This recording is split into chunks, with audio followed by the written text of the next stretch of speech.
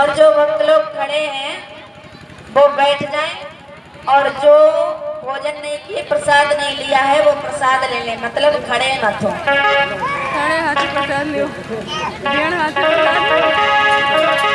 क्या बताएं जमाने की हालतें, कुछ भी कहने में आता नहीं।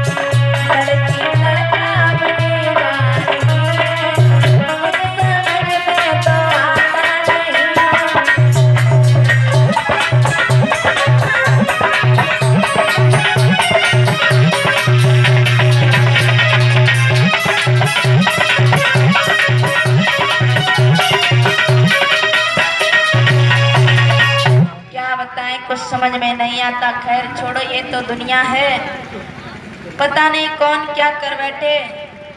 अरे अंकुश तो अपने पर लगाना चाहिए। जब आप ठीक हो तो दुनिया ठीक है।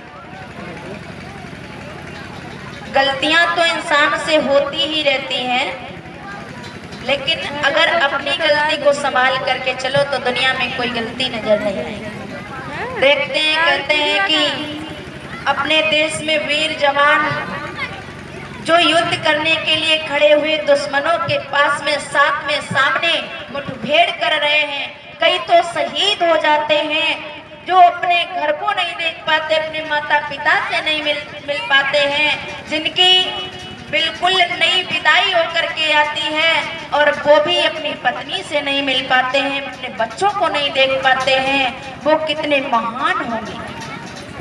तो इसीलिए कहते हैं, एक बड़ी सुंदर कविता है, उस पर लिखा है कि मैं केसों की पाती जन्मी गहन मौन में खोई हूँ। बड़ा सुंदर है कि मैं केसों की पाती जन्मी गहन मौन में खोई हूँ। उन बेटों की याद कहानी सुनते सुनते रोई हूँ, और जिस माथे की कुमकुम बिंदी फिर से लौट नहीं सकती, और चुटकी झुक कर पायल ले गई है मेरी की उर्माई। कुछ बहनों की राखी जल गई है बर्फीली घाटी में, बेटी के गठबंधन मिल गए हैं करगिल की माटी में। पर्वत पर कितने सिंदूरी सपने दफन हुए होंगे, 20 बसंती के मदमाशी जीवन हवन हुए होंगे, 20 बसंतों के मदमाशी जीवन हवन हुए होंगे। टूटी चूड़ी दुल्हा महावर छूटा, लिखा है कि टूटी चूड़ी दुल्हा महावर और टूटा कंगन हाथों का, कोई मोल नहीं दे सकता वासंती जज्बातों का। जो पहले पहले चुंबन के युद्ध नाम पर चला गया, लिखा है कि जो पहले पहले चुंबन के युद्ध नाम पर चला गया और नई दुल्हन की सेज छोड़कर युद्ध काम पर चला गया, नई दुल्हन की सेज छोड़कर युद्ध काम पर चला गया। उसको भी मीठी नींदों की क्या सोचा होगा, उसकी भी मीठी नींदों की करवट याद रही होगी, खुशबू में डूबी हरियाली सलवट याद रही होगी। उन आंखों की दो बूंदों में सातों सागर हारे हैं, उन आंखों की दो बूंदों में सातों सागर हारे हैं। और जब मेहंदी वाले हाथों ने मंगल सूत्र उतारे हैं, क्या बीतता होगा। अरे गीली मेहंदी रोई होगी चुपके घर के कोने में, गीली मेहंदी रोई होगी चुपके घर के कोने में, ताजा काजल छूटा होगा चुपके चुपके रोने में। अरे जब बेटे की आरती आई होगी सोने आंगन में, जब बेटे की आरती आई होगी सोने आंगन में, और शायद दूध उतर आया हो उस माँ के वो आंचल में। अरे वो विधवा वो क्या कर सकती है जिसका पति संसार से चला गया, शहीद हो गया, क्या वो ये सहन कर सकती है। अरे वो विधवा पूरी दुनिया का बोझा सर ले सकती है, अरे जो अपने पति के अर्थी को कंधा भी दे सकती है। अरे मैं ऐसी हर देवी के चरणों में शीश नवाती हूँ, मैं ऐसी हर देवी के चरणों में शीश नवाती हूँ, और इसीलिए मैं कविता को हथियार बनाकर गाती हूँ, इसीलिए मैं कविता को हथियार बनाकर गाती हूँ। जिन बेटों ने पर्वत काटे हैं अपने नाखूनों से, उनकी कोई मोल नहीं है दिल्ली के जज्बातों से, उनका कोई मान नहीं है दिल्ली के कानूनों से। उस कुर्बानी दीपक से सूरज भी शर्माता है, उस कुर्बानी दीपक से सूरज भी वो शर्माता है, और गर्म तालों के स्तन पर जब ये सब बढ़ जाता है। तो कहते हैं कि वीर शहीदों की तो कहानियां सुनकर के देखो, जिन्होंने अपने इस नाखूनों से पर्वतों को काट करके दुश्मनों तक पहुंचकर आज शहीद हो जाते, अपने देश के लिए मर जाती है महान शक्तियां।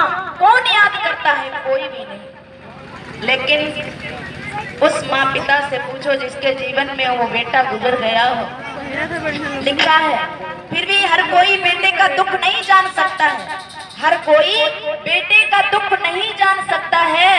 वो कौन है, लिखा है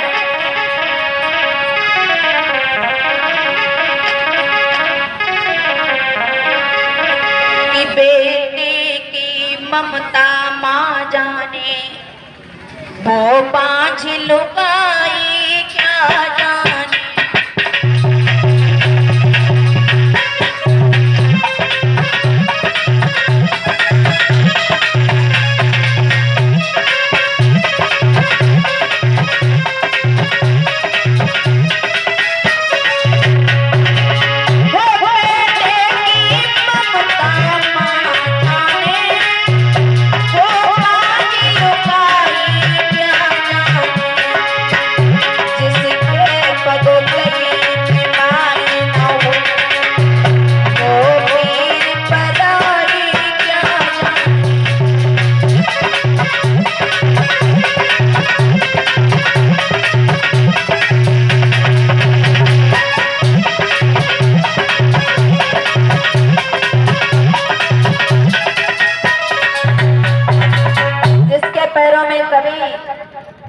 बेवाई ना पटी हो, कभी दुख ना हुआ हो, वो पराई शायद उनको कभी नहीं पहचान सकता है।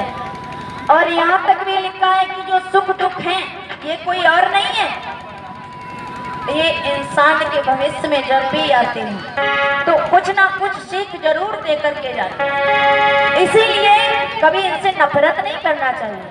कहते हैं कि सुख भी हमें प्यारे हैं और दुख भी हमें प्यारे हैं।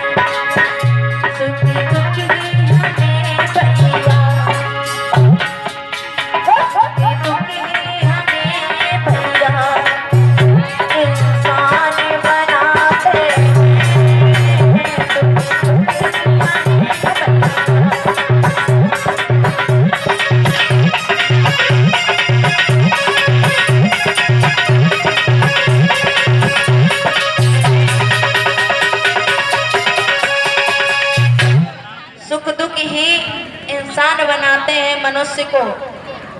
जब तक ठोकर ना लगे तब तक उसको सही मंजिल नहीं मिलती।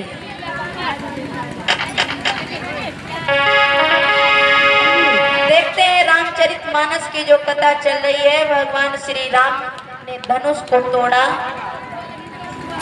धनुष जब टूटा सभी ने कथा सुनी है। अच्छा